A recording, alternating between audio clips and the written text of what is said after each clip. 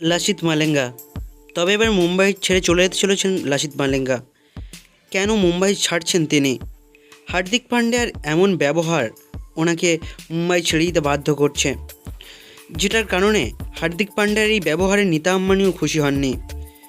হায়দ্রাবাদের সাথে ম্যাচে যখন হার্দিক পান্ডিয়া 20 বলে 24 রান করে আউট হয়ে মাঠের বাইরে আসছিলেন, তখনই পোলার্ড এবং লাসিথ মালিঙ্গা যেখানে বসেছিলেন সেখানেই হার্দিক পান্ডিয়া আসে এবং পোলার্ড প্রথমে উঠে যাওয়ার চেষ্টা করছিলেন, কিন্তু সেখান থেকে চলে আসেন লাসিথ মালিঙ্গা।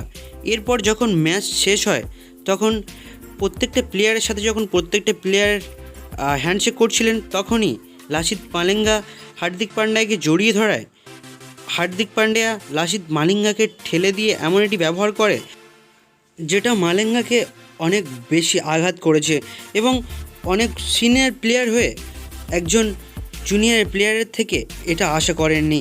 এবং মাঠের মধ্যে তো এটা হয়েই থাকে। রোহিত শর্মা এবং বুমরার সাথে যা ব্যবহার করছেন এখন বর্তমানে, বুমরার প্রথম ওভার বাদ দিয়ে নিজেকেই প্রথম ওভারে আনছেন হার্দিক পান্ডিয়া এবং বুমরাকে যখন তখন যা তা বলে অপমান করছেন।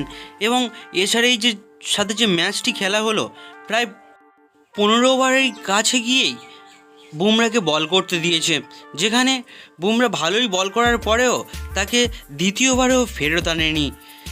এটার থেকে বোঝা যায় যে হার্দিক পান্ডিয়া এমআই টিমকে কী করতে চলেছে এবং এরকম চলতে থাকলে এমআই টিমের মধ্যে একটা বিতর্ক তৈরি হবে।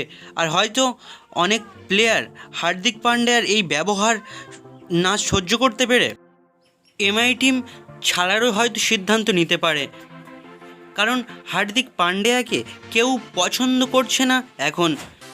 দেখা হচ্ছে পরের ভিডিওতে, ততক্ষণের জন্য বাই বাই।